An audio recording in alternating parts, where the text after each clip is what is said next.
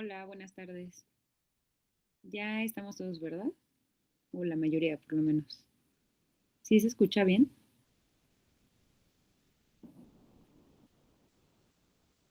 Muy bien. Entonces vamos a empezar la clase, ¿va? De valoración geriátrica. Voy a tratar de hacerlo un poco más concreto porque pues sí es algo largo, pero si quieren platicamos las dudas al final. Hay unas partes en donde les voy a preguntar algunas cosas, ¿vale? Entonces para que pongan atención.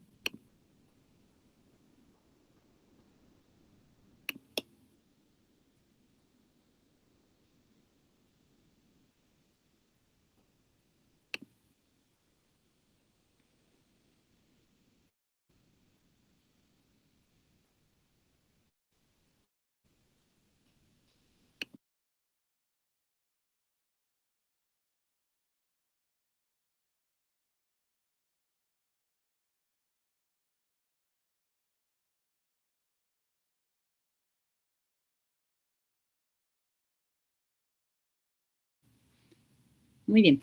Entonces, pues vamos empezando. Primero, como ya han visto ahora que ya la mayoría fue a rotar, una valoración geriátrica integral o BGI es el instrumento que más utilizamos o el que siempre utilizamos los geriatras para valorar a una persona mayor. Justamente nos da una evaluación multidimensional e interdisciplinaria. Vemos varios aspectos, se ve el médico, el social, el psicológico y el funcional. Y pues nos hace, también nos ayuda a la valoración geriátrica a que podamos unificar pues las características de los pacientes, que cualquier persona que pueda leer una valoración geriátrica puede entenderla y nos puede ayudar a diseñar un plan integral personalizado para que pues mejoremos la calidad de vida y la autonomía de las personas. Bueno, cualquier persona que conozca obviamente las escalas, porque como se van a dar cuenta durante la presentación, hay muchas escalas que utilizamos y de hecho solamente puse algunas representativas porque cada quien al final usa con la que más se acomoda o la que más le gusta, etcétera. Entonces, esta es para que se den una idea de qué es lo que realmente vemos en una valoración geriátrica integral, que como ya les he comentado, o sea, ahí en la consulta que han visto, pues es una parte muy rápida y muy subjetiva de los pacientes por el tiempo que tenemos súper limitado, pero generalmente una valoración geriátrica integral nos lleva de una hora por lo menos. Entonces, pues bueno, vamos avanzando. En cuanto a los objetivos, o sea, ¿para qué hacemos una valoración geriátrica? Es porque pues es la forma en que vamos a apoyarnos a poder obtener la mayor parte de los problemas que puede presentar un paciente.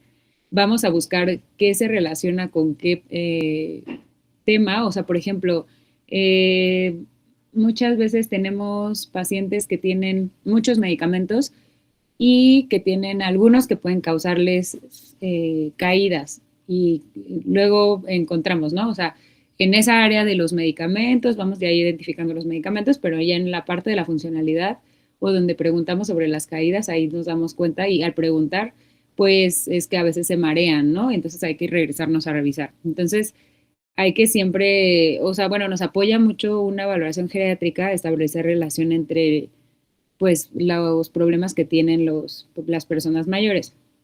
Y pues esto obviamente nos va a ayudar a que podamos dar medidas terapéuticas específicas e individualizadas a cualquier persona. Y pues no solamente tratamiento médico, sino también planes de rehabilitación, medidas de prevención. Nos va a ayudar a optimizar la comunicación, como les decía, o sea, vamos a poder pues poner en estos grupos que ya comenté, en lo biológico, en lo psicoafectivo, en lo social, o sea, como esta evaluación para que alguien, si quiere saber un poco más sobre lo social, pues pueda ir ahí a saber qué está pasando, ¿no? También nos ayuda a disponer de los recursos. Generalmente, en la valoración geriátrica hacemos hay un área en lo social donde, por ejemplo, vemos lo ideal es saber cuánto gana, de qué vive y mm, justamente eso nos ayuda a ver qué otras recomendaciones podemos dar. O sea, tenemos que adaptarnos también a la economía del paciente para que pueda tener pues el mejor tratamiento, pero que tampoco nos pongamos a darles el medicamento más caro si sabemos que pues no lo van a poder pagar, ¿no? Y también la valoración geriátrica integral pues disminuye la hospitalización y la institucionalización. Institucionalización se refiere a llevar a los pacientes a un asilo, por ejemplo. Bueno, lo que ahí también quiero hacer un paréntesis antes de avanzar, que la institucionalización no siempre es mala, las características, o sea, depende mucho de cada paciente, pero eh, en muchos casos es muy beneficioso que sean institucionalizados. O sea, hay personas que tienen, por ejemplo, maltrato o que de plano no tienen familiares o los familiares no, no se turnan, solamente hay un familiar que tiene cuidados, ahí sí, pues no, lo mejor es institucionalizarlo, buscar algún lugar donde puedan tener mejores cuidados para el paciente. Entonces tampoco es que vayan a satanizar que metan a un paciente a una casa de día, por ejemplo, o a alguna institución de 24 horas, porque pues no es que sea malo, ¿vale? Dentro de sus características generales, pues ya habíamos comentado, es multidimensional, es sistemática, es estructurada y asegura la continuidad de la reevaluación periódica. Obviamente no cada vez que van a consulta les hago una valoración geriátrica integral. General, ahí más o menos identificamos los problemas en la primera valoración y vemos qué es lo que se tiene que revalorar y más o menos decidimos el tiempo de acuerdo a lo que encontramos. Como les decía, nos ayuda a hacer un uso sensato y ajustado de los recursos y nos ayuda a que también el paciente pueda opinar sobre su tratamiento, pueda opinar sobre sus síntomas, que también sí se han notado en estos días que han ido a rotar. O sea, muchas veces las personas, sus acompañantes, sus familiares, no los dejan hablar, hablan por ellos, no dejan opinar nada, pero en realidad algunas veces los pacientes ni siquiera tienen las molestias que dice tener, que el familiar dice. O sea, a veces es como, o sea, no, sí me duele tal, pero no como tú dices, o cosas así. Entonces siempre, siempre, siempre hay que hablar con el paciente. Y en general, ¿a quién se recomienda realizar una VGI? De acuerdo a la GPC, se supone que se tiene que hacer siempre a pacientes mayores de 70 años que tengan 2 o más patologías con 2 y que tengan 3 o más medicamentos o que tengan queja de memoria. Entonces, estas son como la recomendación general de acuerdo a la guía de práctica clínica. Y pues se recomienda realizar al menos una vez al año, que tenga mayor énfasis en pacientes que tengan EBCs, que tengan Parkinson, deterioro cognitivo, inmovilidad y polifarmacia. Entonces, pues por lo menos sí, una vez al año, después de que identificamos estas características de los pacientes, hay que realizarle una valoración geriátrica para ver si encontramos nuevos síndromes geriátricos, que pues eso también es una de las finalidades de hacer esta valoración. Y se ha demostrado que las personas mayores tienen mayor probabilidad de egreso en la hospitalización si se realiza una valoración geriátrica integral desde que llegan al hospital. Entonces es como muy beneficioso y pues realmente en ningún hospital, eh, no, casi ninguno, se hace una valoración geriátrica desde el inicio para poder identificar los problemas y pues mejorar o que tengan mayor probabilidad de que se vayan de alta. Y en urgencias también, o sea, si se encontró que se hace una VGI desde que llegan, entonces va a hacer que tengan menos readmisión en el servicio. O sea, van a tener mucho mejor pronóstico. En cuanto a las recomendaciones para hacer una valoración geriátrica integral, es que siempre, pues, hay que hablarles con respeto a las personas, hay que hacer siempre contacto visual, referirse por su nombre, evitar infantilización, no gritarle dando por hecho que no oye, usar siempre un lenguaje que entienda y no hablar muy rápido. Y como les decía, siempre centrado en la persona, o sea, si el paciente no puede hablar, o sea, lo ideal es preguntarle, que si podemos interrogar a su familiar o si, o sea, o desde el principio dirigirse al paciente y preguntarle o comentarle al familiar si ve que algo está mal o que nos quiere aportar algo más de información, nos interrumpe. Y pues ampliar cuando sea necesario la valoración geriátrica. Como ya les comentaba, los componentes vamos a tener biológico, funcional, psicoafectivo y social. Entonces vamos a ir viendo uno por uno para que lo vayamos revisando. En cuanto al biológico, es prácticamente hacerle una historia clínica tradicional que incluya todos los medicamentos porque es, como les decía, es algo muy importante. O sea, en verdad en geriatría muchos de los problemas que tienen es por la polifarmacia o por medicamentos que no están bien prescritos. Entonces, eso es como un básico. La historia clínica tradicional, pues ya sabemos, antecedentes heredofamiliares, personales patológicos, no patológicos y exploración física.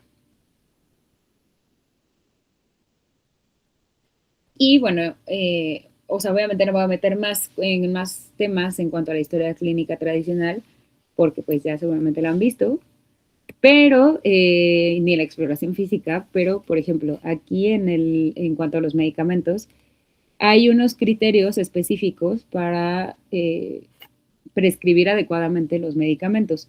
Se llaman criterios Stop-Start, es una lista de medicamentos, literal, los criterios Stop son los medicamentos que se deben evitar y los Start los que se recomiendan en las personas mayores, o sea, igual para que le den una checada a esos.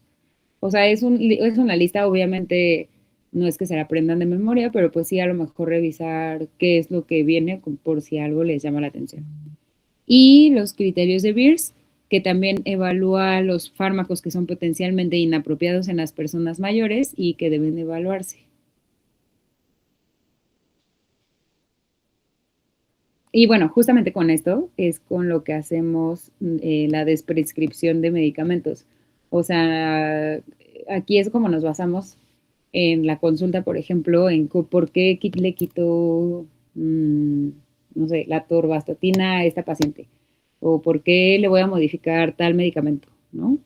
Entonces, les digo, sí, chéquenlos, o sea, la verdad está, o sea, es una lista como tal, son, bueno, las dos son dos listas, pero pues sí, o sea, sirve para ir a revisar qué medicamentos sí, o sea, de que, a ver, le voy a iniciar este medicamento, sí está recomendado o no para las personas mayores, ¿va? Y pues, bueno, vamos con un caso clínico. Alguien que me ayude a leerlo, o lo elijo yo.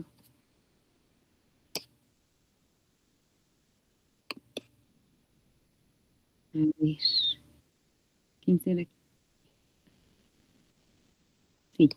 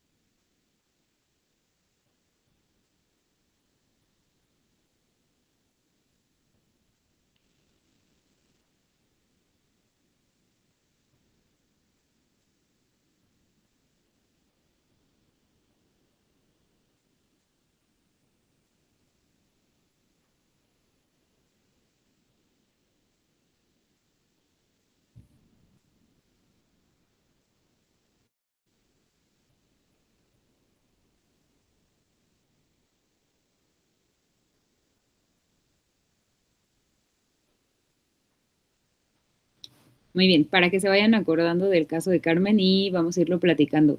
No se les olviden varios datos.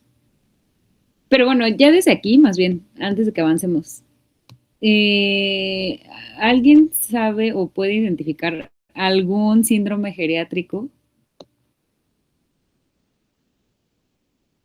de los del temario, por lo menos, ¿no? Puede ser la dificultad ya para caminar largas distancias. Habla del deterioro muscular, que lo vimos también en las clases pasadas. Bueno, sí, está bien. Todavía no lo vemos, pero No como tal dificultad para caminar largas distancias, puede ser trastornos de la marcha, pero sí, pues está bien. Y otro que les decía que polifarmacia, ¿no? O sea, tienen muchos medicamentos. ¿Alguien por ahí quiere hablar? ¿Quién?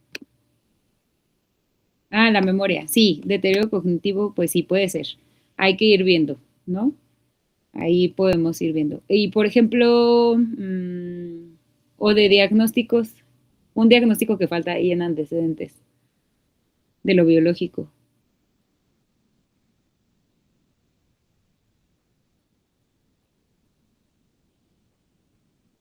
Bueno, lo vamos platicando.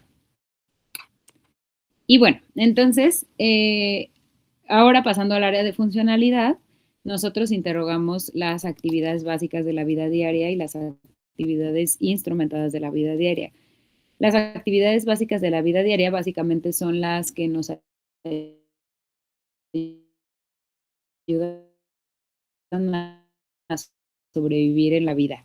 Entonces, y es lo que generalmente utilizamos todos los días, o lo que hacemos todos los días, un día cualquiera en la mañana, que nos ayudan a cocinar, a interactuar como con el mundo exterior, ¿vale? Aparte también en funcionalidad metemos marcha, equilibrio, fragilidad, sarcopenia y estado nutricional. Y para funcionalidad, lo que les decía que es algo que hacemos todos los días, todas las mañanas, la escala que es más común y que les van a preguntar en cualquier examen donde venga algo de geriatría es el índice de CATS, que, bueno, si han visto, es la escala que les pregunto pues muy rápido en la consulta, pero básicamente incluye estos rubros, que es baño, vestido, uso del sanitario, transferencias, continencia y alimentación. Entonces, de acuerdo a esto, o sea, como pueden ver, hay algunas características en específico. O sea, por ejemplo, el baño, si le ayudan solamente a tallarse la espalda, pues es independiente, o sea, no pasa nada. Y ahí le vamos dando puntaje, ¿sale? Si lo realiza o no lo realiza. Y lo podemos reportar en número, o sea, de cuántas actividades de estas 6 del índice de CATS realiza, o se puede reportar en letra, como viene aquí abajo, si es independiente en todas sus actividades de la vida diaria, entonces es CATS A, y si tiene dependencia en solamente una actividad, es CATS B y así sucesivamente, ¿sale? Hasta, bueno, tiene algunas características, o sea, si es dependiente en aquí como viene, por ejemplo, en todo menos, perdón, dependiente en baño, vestido, uso del sanitario y otra actividad, pues es, por ejemplo, CATS C. O sea, hay que irse basando en eso. A mí se me hace mucho más fácil reportarlo en número, obviamente, pero si es completamente dependiente es que es CATS G.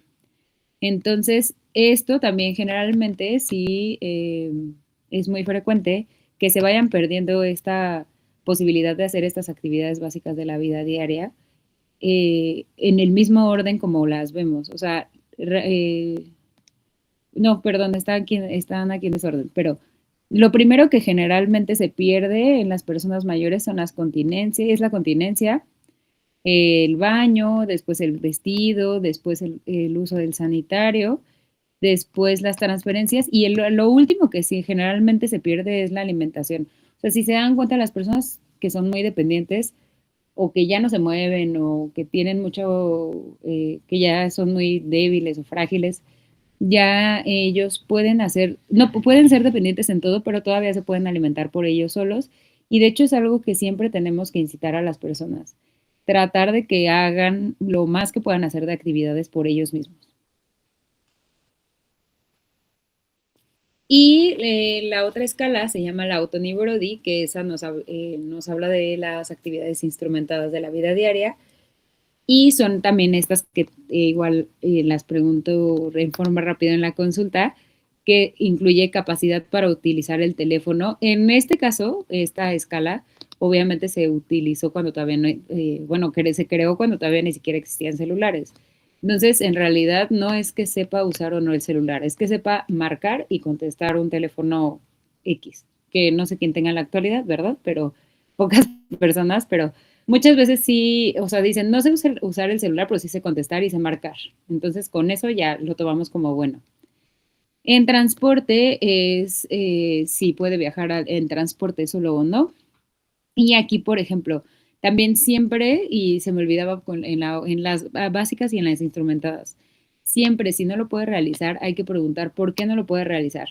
Porque a veces es que no los dejan sus familiares, no es que ellos no puedan, es como, no es que ya no lo queremos dejar salir solo. Entonces, pues ya ahí no es tema de que esté mal, o sea, que no lo pueda hacer, es que no lo dejan. Y eso sí se tiene que especificar. O sea, dependiente en uso de transporte por sobreprotección, por ejemplo. El siguiente punto es medicación, que es si se puede tomar sus medicamentos, si puede hacer sus finanzas el paciente solito, si puede realizar compras, si puede cocinar, puede mantener el cuidado del hogar y si puede lavar su ropa. Aunque en las personas, en los hombres principalmente es muy frecuente que van a decir que obviamente no cocinan, no limpian y no lavan la ropa. Y eso se puede descontar o quitar esos puntos en esas personas que no lo hagan porque culturalmente no lo realizan, pero no quiere decir que le quitemos esos puntos, ¿sale? O sea, solamente o sea, igual se puede reportar de cocina, cuidado del hogar y lavandería, no lo realiza por temas culturales. Pero sí, siempre hay que reportar por qué lo realiza o por qué no lo realiza. Bueno, más bien, por qué no lo realiza. Igual se da un punto por cada uno y pues el resultado se reporta en cuántas actividades puede hacer solo. ¿Hasta aquí tenemos dudas? No, doctor. Ok. Luego tenemos varias escalas y varias formas de evaluar la marcha. Esta a mí se me hace muy, pues, no tan rápida, pero es un poco eh, práctica. Y vamos a evaluar justamente el equilibrio y la marcha. Entonces, son una serie de ejercicios que hay que hacer, que tiene que hacer el paciente, que pues nos van puntuando para determinar si tienen o no alteraciones en marcha y equilibrio. Y también esta misma escala, que se llama batería corta de desempeño físico, nos ayuda a poder dar planes de rehabilitación, que bueno, ya es otro tema, pero tenemos justamente unas escalas con este puntaje donde le podemos dar algunos ejercicios específicos a los pacientes. Y pues en prueba de balance hay que poner al paciente a que se pare con los pies juntos y ver si pudo mantener la posición 10 segundos y se va dando el puntaje. Después si se puede mantener en semitándem, que es como la imagen que viene ahí. Sí, se pudo mantener así por 10 segundos. Y en... Muy bien. Y sí, en posición tándem también, sí se puede mantener igual como en esta imagen, ¿sale? Igual, se puntúa. Y también hay que hay que tomar el tiempo de cuánto se puede mantener pues en esa posición, ¿vale? Y ya, ahí nos da como un puntaje. Luego tenemos que hacer la velocidad de la marcha, que tenemos que medir 4 metros, pedirle al paciente que recorra esa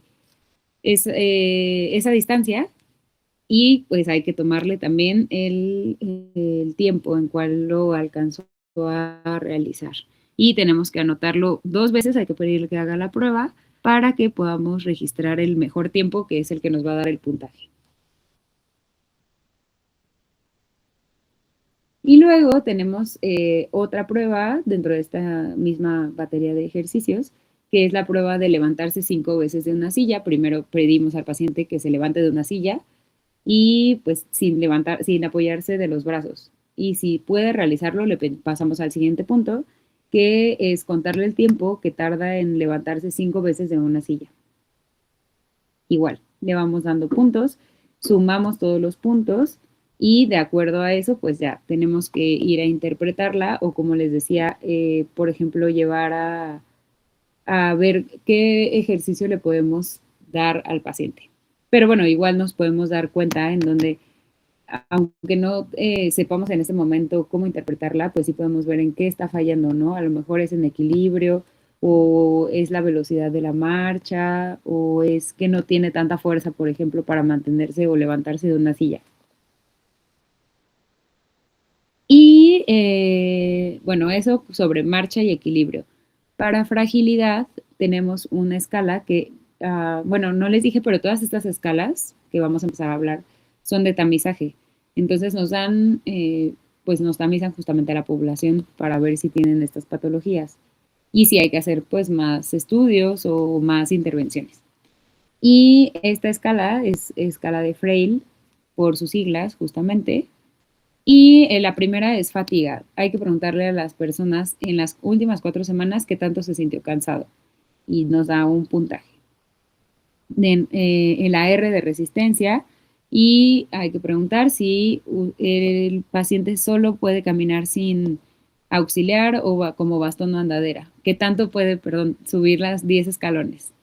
Ya, si puede subir 10 escalones sin así solito, sin nada de auxiliares, entonces, pues 0 puntos. Si le cuesta trabajo o tiene mucha dificultad para subir esos 10 escalones, entonces se le da 1 punto. Después tenemos actividad aeróbica, que aquí evaluamos o preguntamos qué tanta dificultad o si tiene dificultad para caminar 100 metros o 2 cuadras sin que tenga que descansar. Igual lo puntuamos. Otro es enfermedades, que es ver qué tantas enfermedades tienen las personas. Estas 11 enfermedades son estas que vienen aquí en la lista: hipertensión, diabetes, cáncer, EPOC, cardiopatía isquémica, insuficiencia cardíaca, angina, asma. O sea, varias de las que ya hemos visto que la mayoría o de los pacientes tienen. Entonces, si tiene enfermedades, pues entonces hay que puntuarlo también.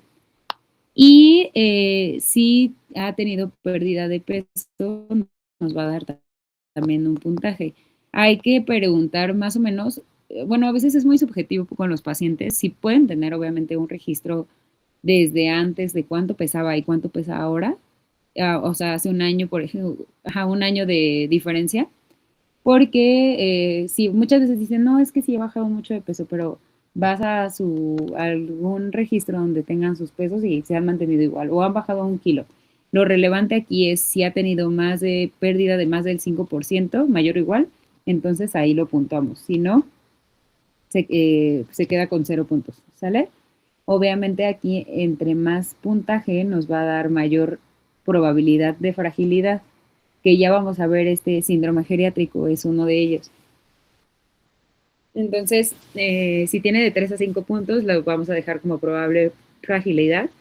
De 1 a 2 puntos, probable prefragilidad. Y 0 puntos, sin fragilidad o es una persona robusta. O sea, puede hacer todo solo, no tiene tantas enfermedades, o sea, no ha tenido pérdida de peso. Y pues así es como se reporta. Luego tenemos la escala de SARC-F, que es para determinar también, es una escala de tamizaje para sarcopenia, que también es otro tema que vamos a ver el siguiente parcial, que es igual por sus iniciales. Vamos a ver fuerza, qué tanta dificultad tiene una persona para llevar o cargar 4.5 kilos, que bueno, obviamente, o sea, no hay que ser tan específicos, hay que preguntarle, por ejemplo, si va al mercado, ¿puede cargar 5 kilos? Sí, o hay que puntuarlo. Si no tiene nada de dificultad, si tiene alguna dificultad, o sea, de que no, sí, pero tengo que estar descansando, ok, 1 punto. O no, de plano no puedo levantar la bolsa, pues 2 puntos. Después, ¿qué tanta dificultad tiene para cruzar caminando un cuarto? Y igual hay que ver si necesita auxiliares o es incapaz o tiene alguna dificultad. Auxiliares de la marcha se refiere a bastón, andadera, ¿vale? Y después, ¿qué tanta dificultad tiene para levantarse de una silla o una cama? Que es igual, si necesita ayuda, se puede levantar sin ayuda.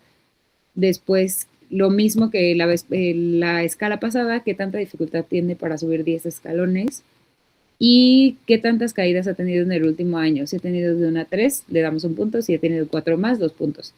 De esto, o sea, si se dan cuenta, muchas preguntas se repiten, entonces pues no le vamos a hacer cada vez las mismas preguntas, podemos hacer, eh, pues digo, para hacerlo más práctico, se pregunta, o sea, ir preguntando como una escala y después nada más completar lo que nos falte. Y en cuanto a la interpretación, aquí igual, o sea, nos da la probabilidad que tiene de tener sarcopenia. Si tiene 4 o más puntos, nos da alta probabilidad de que la tenga. Si nos da 3 o menos puntos, pues baja probabilidad de sarcopenia. Después tenemos este tamizaje que es de nutrición, es Mini Nutritional Assessment. Esta es, de hecho justo les puse esta parte pequeña que es como el tamizaje inicial, o sea, es una escala mucho más larga.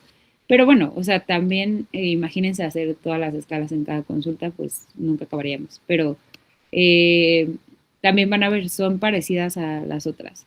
En el cribaje pues, se tiene que preguntar si ha perdido el apetito en los últimos 3 meses y ya, igual lo puntamos. Si ha tenido pérdida reciente de peso, ahí ya vamos a irlo sabiendo desde las preguntas anteriores. ¿Qué tanta movilidad tiene? Que eso también teóricamente ya lo interrogamos en la funcionalidad. Si ha tenido alguna enfermedad aguda o situación de estrés psicológico en los últimos 3 meses. Y si tiene demencia o depresión o no tiene problemas psicológicos. También lo puntamos. De aquí sacamos el índice de masa corporal, también lo puntuamos, y el perímetro de la pantorrilla que nos habla, pues ahí básicamente del músculo. Hay que justamente cuando medamos la pantorrilla de los pacientes, a veces es, o sea, lo ideal es medir el músculo más que la grasita, ¿vale? Entonces, bueno, ya lo haremos, pues ya ahora la siguiente semana que ya voy a estar en piso, ya podemos ir viendo ahora sí una valoración geriátrica un poco más larga con los pacientes que están en piso. Y pues de acuerdo a los puntos que nos dan, hay que determinar si tiene riesgo de desnutrición, si tiene desnutrición o si no tiene desnutrición. Y bueno, vamos a funcionalidad. Alguien que, de la paciente Carmen, ¿alguien me puede ayudar a leerlo?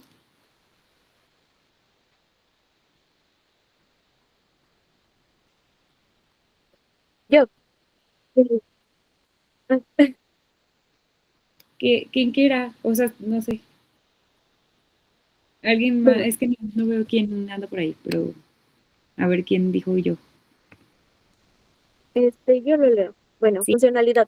Dependiente para bañarse y vestirse, dependiente en manejo de dinero, uso de transporte y medicamentos, uso bastón monopodálico autoprescrito, 3 caídas en los últimos 6 meses, refiere cansancio la mayor parte del tiempo, solo puede subir 5 escalones con ayuda y niega pérdida de peso. Y ahí, por ejemplo, de las escalas que hemos visto, eh, o por ejemplo, ¿cuánto tendría ella de CATS? ¿O qué CATS sería?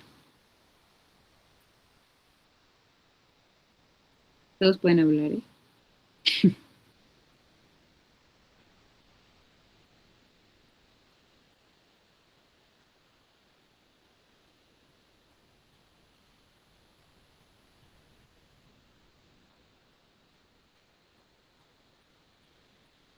Sería un C, ¿no?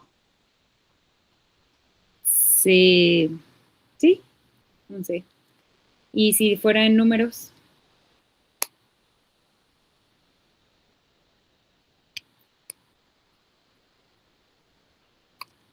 6. 6 es el puntaje máximo.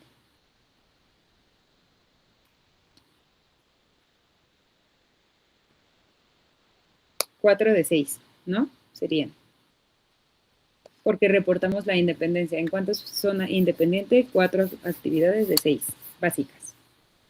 Y luego en la Auton y Brody,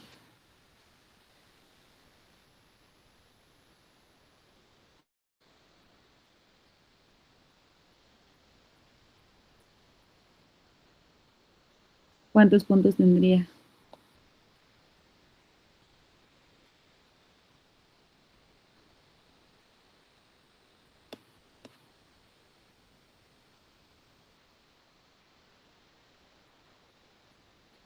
2 de 8, ¿no?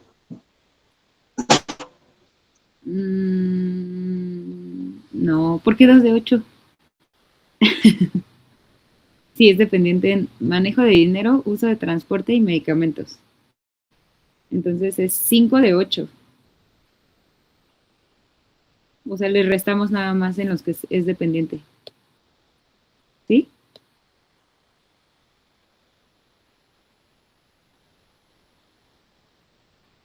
Más o menos, ¿no? Ok. Y de Sarkefe y Freil, pues tendría esos puntos. ¿Vale? Si se acuerdan, pues al rato van a tener que decir cómo se interpretaría el Sarkefe y Freil. ¿Vale? Pero bueno, ahorita que lleguemos ahí. Después vamos a evaluar el estado psicoafectivo, que en este, pues vamos a ver el estado cognitivo justamente y el estado afectivo. En cuanto al cognitivo, tenemos varias escalas también. Las más frecuentes o las que más utilizamos es el Mini Mental y el MOCA, pero pues existen otras como Mini-Cog y test del reloj. Esas son para valorar el estado cognitivo, ¿sale? Nada más que la elección de Mini Mental y MOCA depende de la escolaridad.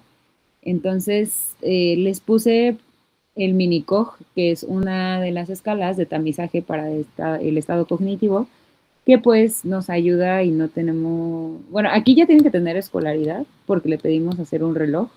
Entonces, no es como que una persona que no tenga, que sea analfabeta, por ejemplo, que no haya ido a la escuela, sepa hacer un reloj, porque eso, si se acuerdan, todos lo aprendemos como en la primaria. Entonces, es algo que también tienen que valorar. No pueden hacerle todas las pruebas a las personas, las mismas pruebas, de acuerdo, o sea, tenemos que ver la escolaridad. Y, por ejemplo, también tenemos que ver si puede ver, si escucha bien, porque eso nos va a sesgar las pruebas. Y el estado efectivo tenemos una escala también que les preguntan mucho en el ENARM y en esos exámenes, que es la escala de presión geriátrica de Yesavage o GDS, y el inventario de ansiedad de Beck, para ansiedad obviamente, y trastornos del sueño también vemos en el estado afectivo. Esta es la que les decía, el Mini-Cog, que pues es como una prueba rápida, justamente. O sea, le pedimos a una persona, le decimos, perdón, 3 palabras a a la persona, pedimos que las repiten en 3 ocasiones. Si no la puede repetir en esas 3 ocasiones, pasamos a la siguiente prueba. Pero si las puede repetir, les pedimos que se las aprenda porque se las vamos a preguntar después. Y después le damos a una persona una hoja con un círculo y le pedimos que nos dibuje un reloj que ponga todos los números y que las manecillas marquen 11 y 10. Y entonces pues vamos puntuándolo de acuerdo a cómo lo dibuje, si las agujas están bien o si faltan números o las características. A mí me gusta más, la verdad es que pedirles el reloj, que hagan el reloj incluso con el círculo, porque pues es parte de la velocidad, perdón, la memoria de los pacientes. O sea, al final recordar cómo es un reloj, pues sí incluye el contorno.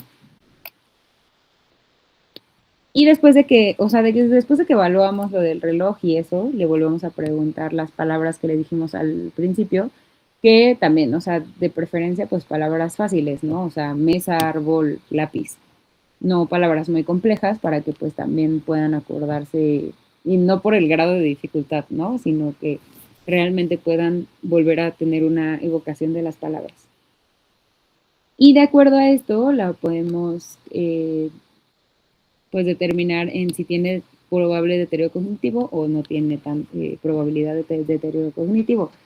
También creo que a todos les tocó que en la consulta usamos una escala que se llama Pfeiffer o SPSMQ, que es esta que les he pedido que le hagan a los pacientes, que es donde dónde vive, qué fecha estamos, el nombre del presidente, etcétera, etcétera. Esa en realidad es un tamizaje para personas que están hospitalizadas. En ese es en el que se recomienda, pero al final es muy práctico y nos da una idea de realmente si tienen pues deterioro cognitivo. Entonces, pues bueno, la que quieran hacer, porque lo importante es que, o sea, las personas llegan y te dicen, tengo alteraciones en la memoria, y pues sí hay que investigar, a lo mejor puede ser que sí, pero hay que tamizarlo y realmente ver en qué punto es donde están teniendo alteraciones en la memoria. Después tenemos la escala de depresión geriátrica, que también ya algunos creo que la realizaron, que nos va a dar estas preguntas y nos va a determinar solamente, más bien, la instrucción es decirle, le voy a hacer unas preguntas, solamente contésteme sí o no, ¿vale? Porque a veces preguntan, ¿siente que su vida está vacía? Y los pacientes, pues mire, cuando viene mi hija y no sé qué, o sea, entonces, o sea, no es que seamos mala onda, pero pues sí hay que dar bien las instrucciones y decir así de, o sea, sí o no, porque acuérdense que la instrucción es sí o no, y ya, te dicen sí. Sí, aquí viene marcado en negritas, si él contesta alguna de las que están en negritas, pues se va puntuando, ¿vale? Si nos da 5 o más puntos de estas que están pues resaltadas, entonces sí puede ser que tenga síntomas depresivos. Esto no nos va a decir que ya tenga depresión, o sea, solamente es una vez más tamizaje, no es diagnóstica. Para hacer diagnóstico de depresión tenemos que irnos al DSM-5, que pues nos dicen las características de o cómo diagnosticar un trastorno depresivo mayor o eh, ansiedad, por ejemplo, entonces ansiedad generalizada. Entonces, aquí nos ayuda a tamizar, o sea, a ver si realmente sí se siente triste o es solamente subjetivamente cree que lo está y aquí ya lo podemos hacer un poco más objetivo, ¿va?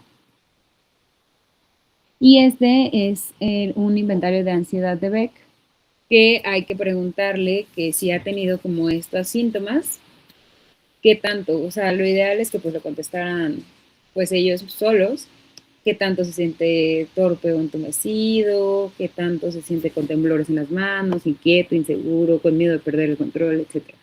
Y pues lo vamos puntuando. Entonces, y justamente aquí obviamente pues entre más puntos positivos tengamos, pues más probabilidades de que tengan ansiedad. Igual, igual solamente es tamizaje y solamente se hace el diagnóstico con DSM-5. Y bueno, con respecto al caso clínico, bueno, aquí se los voy a ir adelantando. El GDS, o sea, ¿saben si salió positivo o negativo?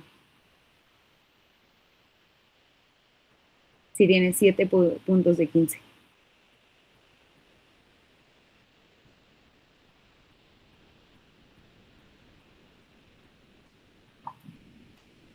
Hola, ¿hay alguien ahí? Sí, sería. Pues sí tendría Ajá, una puntuación más alta de 5, ajá, alta por lo cual probabilidad se de que tenga depresión, ¿no? sí. Ujú. Y luego tenemos lo social. El área social, investigamos, bueno, nada más en el tema, en el anterior, en el psicoafectivo también faltó trastornos en el sueño, que, bueno, ahí hay que investigar, hacer como un interrogatorio de a qué hora se acuesta, cuánto tiempo se tarda en quedarse dormido, cuántos despertares nocturnos tiene, si hace siestas, a qué hora se despierta y si siente que descansa. De acuerdo a eso podemos determinar si tiene o no insomnio, ¿vale? Y nada más, de lo psicoafectivo. Luego vemos el área social, que hay que ver ahí su estado civil, qué tipo de familia tiene, qué tipo de vivienda tiene, qué tanta red de apoyo tiene, quién es su cuidador primario y su parentesco, que punto importante aquí, cuando vean cuidador primario, o sea, me refiero más bien, solamente van a ver o ustedes van a reportar que tiene un cuidador primario si tiene dependencia, porque si es independiente, pues no se reporta un cuidador primario. O sea, si el paciente es CATS A y la Auto-Brody 8 de 8, o sea, hace todo y es independiente completamente, no tenemos que reportar a un cuidador primario, ¿vale? Y en caso de que lo tenga, si tiene dependencia, hay que preguntar el parentesco. También es importante determinar si, por ejemplo, a veces tienen cuidadores remunerados, o sea, que contratan enfermeras, por ejemplo, o cuidadores como tal. Hay que preguntar si están capacitados y si tienen, y si les pagan, porque a veces también. Me ha tocado que llegan con familiares así de que la prima lejana que no tenía dónde vivir y no le pagan, pero solo le dan de comer y le dan dónde vivir a cambio de que cuide al paciente. Entonces, eso es importante porque también nos va a dar datos o vamos a poder ir pensando en que puede llegar a tener colapso del cuidador, que es el siguiente punto. Hay que investigar siempre si tienen colapso del cuidador, si el cuidador ya está cansado, ya no tiene la misma paciencia, por ejemplo, porque pueden llegar a maltrato, que eso es el siguiente punto de investigar en lo social. Y por último, de lo social, es qué tanta dependencia económica. O sea, si los pacientes tienen sus propios recursos, alguien los mantiene, viven de pensión, o de dónde es que sacan el dinero, porque pues eso también puede dar pie a maltrato, por ejemplo. Y bueno, esta es una escala de maltrato que pues hay que identificar también cuando se hacen las escalas de maltrato. Siempre hay que sacar o sea, tiene que estar el paciente solo contestándonos, porque pues obviamente si un familiar está siendo el que maltrata, pues es poco probable que el paciente nos lo diga. Entonces siempre hay que identificar maltrato físico, psicológico, negligencia económico, sexual. También ya vamos a ver como tal este tema en los síndromes geriátricos, pero pues sí hay que investigarlo siempre. Y este es un inventario de recursos sociales, que es lo que les decía, es para ver con qué tanta red de apoyo tiene. O sea, si aquí, por ejemplo, tiene, o sea, nos habla de si tiene o no esposo, esposa, si tiene hijos, si tiene familiares, si tiene amigos. O sea, quién está como a su alrededor para ver con qué personas cuenta para sus cuidados, por ejemplo, o si le pasa algo, con qué personas podemos contar. Y bueno, del caso clínico, ¿alguien puede contar lo social? Por favor.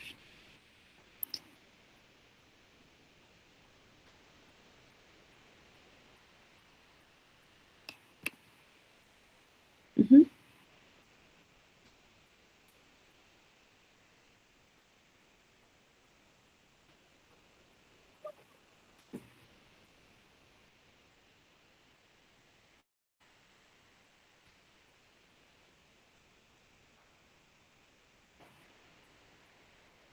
Muy bien. Entonces, pues aquí no solamente es que ya tenemos pues varias cosas que identificamos, ¿no? En lo social, pues ya también podemos ver que no tiene red de apoyo prácticamente, o sea, está con la hija y la hija trabaja. Entonces, es algo por lo que hay que buscar opciones, como les decía. O sea, no es que ya la vamos a decir, no, pues ya métase a un asilo. No, pero pues sí hay casas de día donde puede estar la paciente mientras su hija trabaja y pueden tener sus cuidados. Si empieza a tener deterioro cognitivo, por ejemplo, para que le den sus medicamentos. O si, bueno, en ella, por ejemplo, no podríamos sugerirle tampoco que tenga un cuidador que le paguen, porque pues apenas si la hija, o bueno, la hija la mantiene, entonces pues probablemente no les alcanza para pagar un cuidador, que no es nada barato un cuidador. Entonces, siempre ir buscando como eso de lo social. Y aparte, pues vemos también otros componentes en la valoración geriátrica integral. Vemos los órganos de los sentidos, o sea, hay que interrogar, hay tamizar también en cuanto a la hipoacusia, si tienen edentulia o si tienen déficit visual. También déficit visual, si usa lentes, no usa lentes, qué tipo de lentes, si tiene incontinencia, hay que abordar un poquito más, o sea, a pesar de que lo vemos en las actividades básicas de la vida diaria, sí hay que preguntar, o sea, incontinencia, hay escalas también para puntuar qué tanta incontinencia tienen, si es incontinencia fecal, si es incontinencia urinaria, qué características tienen. Y también otra área donde es de directrices futuras, que esto nos habla de si, por ejemplo, en un paciente hospitalizado es algo muy frecuente que preguntamos, que si en caso de que llegue a ponerse grave, requerir intubación o requerir reanimación cardiopulmonar, si los pacientes aceptan, porque muchas veces es como un tema que no se platica con los familiares. Entonces, sí lo abordamos con los pacientes y de hecho, si se puede estar con el familiar, pues idealmente, ¿no? Para que ellos puedan escuchar sus deseos. También si tienen o no eh, algún pendiente, también a veces eso también es importante para los pacientes. Y si tienen o no testamento, o sea, si dejan como todas sus cosas arregladas, o si ya las tienen arregladas. Y no tienen que estar muriéndose para que eso esté pasando. O sea, aunque estén estables, aunque vayan a la consulta, podríamos ir abordando esos temas, porque muchas veces llegan los pacientes a hospitalización y resulta que ni siquiera ellos querían nada y los familiares les hacen todo lo que el paciente dijo que no. Entonces, hay que tratar de abordarlo, de hecho, con la cabeza lo más frío que se pueda para que puedan tomar las mejores decisiones y los familiares de los pacientes estén enterados. Y bueno, de los diagnósticos ahora sí, pues nos faltaban obesidad por ahí, que no estaba en los diagnósticos, en los antecedentes. Osteoporosis, acuérdense que una persona que se cae y se fractura el radio, pues probablemente tiene osteoporosis, tiene dolor crónico somático, esos son los diagnósticos biológicos, y pues aquí los diagnósticos geriátricos de esta paciente. Entonces, por eso es que justamente hacemos una valoración geriátrica, o sea, aunque nada más vengan por deterioro, porque se me olvidan las cosas, pero pues identificas muchas más cosas que puedes ir tratando. No les voy a decir que en las consultas les vas a resolver todo. Obviamente vas a ir dando poco a poco o sea, desde el motivo por el que acudió y vas a ir arreglando poco a poco, pero pues sí, ya vas identificando los problemas. Y pues ya después de que se hacen todas estas escalas y todas estas valoraciones, los diagnósticos, etcétera, pues el punto es que ahí mismo en la valoración geriátrica ponemos qué hallazgos y qué plan vamos a hacer. Vamos, como les decía, a priorizar problemas, o sea, qué es lo que más realmente problemas le está causando a nuestro paciente para poder priorizarlo e ir tratando todo.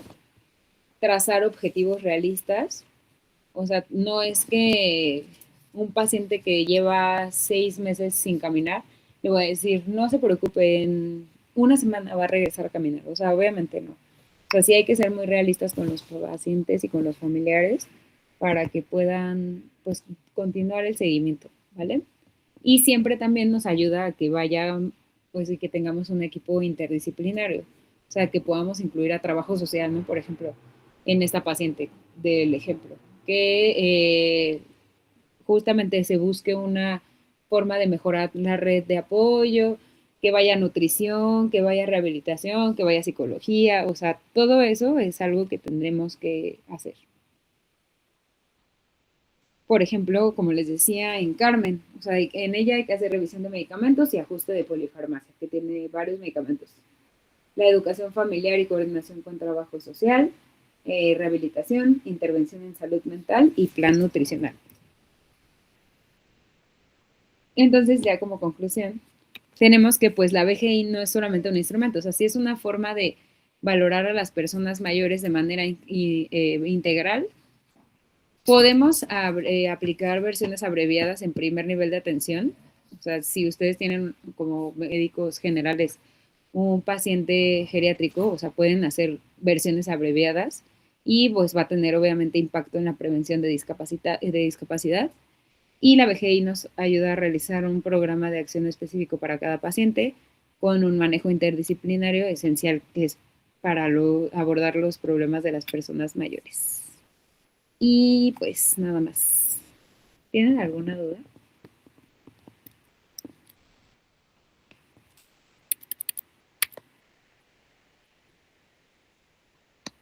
¿Alguien? La verdad es que son un buen de escalas. No creo que se las aprendan, obviamente, tampoco es el plan. Pero es importante solamente que las conozcan como las más representativas, ¿vale? Y ya les digo, ahora que vayan a rotar en hospitalización, pues ya es más fácil que las podamos aplicar a diferencia de la consulta, ¿va? Y que, sobre todo para que las aterricen, porque pues hablarlas pues, está padre, pero no es lo mismo que aplicarlas. Entonces, pues si no tienen dudas, la próxima semana es el examen, ¿verdad? Dijimos. Muy bien. Entonces, les voy avisando, va a ser en línea, entonces les mando el link para que lo contesten. Sí, doctora, gracias. Gracias, Bye. doctora. Sí. Hasta luego. Gracias. Adiós.